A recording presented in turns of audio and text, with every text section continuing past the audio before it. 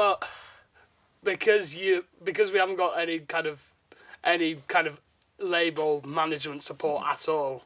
There's the only budget we kind of have is from the money we make from shows and any money we or my family, who have been very supportive of this band, are willing to kind of give us and say, "Oh, go do this. You've done really well," which we've been really lucky in that sense.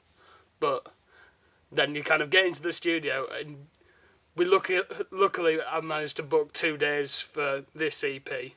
So we kind of had a bit more time, managed to get all the drum takes done in 1 day, and then managed to do everything else in the other day, and got some really good mixes out of it.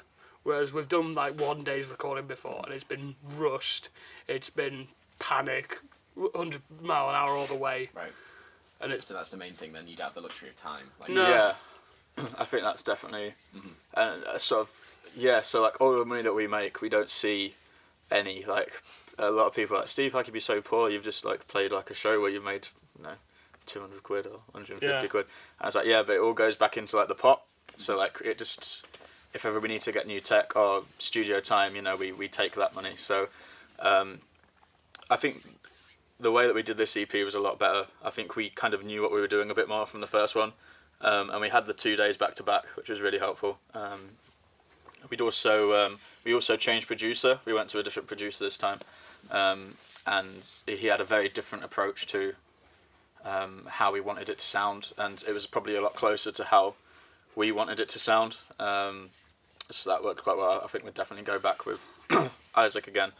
It's just a lot of junk food, really. I mean, it's quite like, it's different for you because obviously like you record the drums first, so like the drummer goes in, and then but for me, like, vocals are done last, and so it's like literally like I'll get there at like 10 in the morning or 9 in the morning, and I'll be dead to the world because I haven't had any coffee, and then I'll just sort of sleep for like 3 or 4 hours until I'm needed.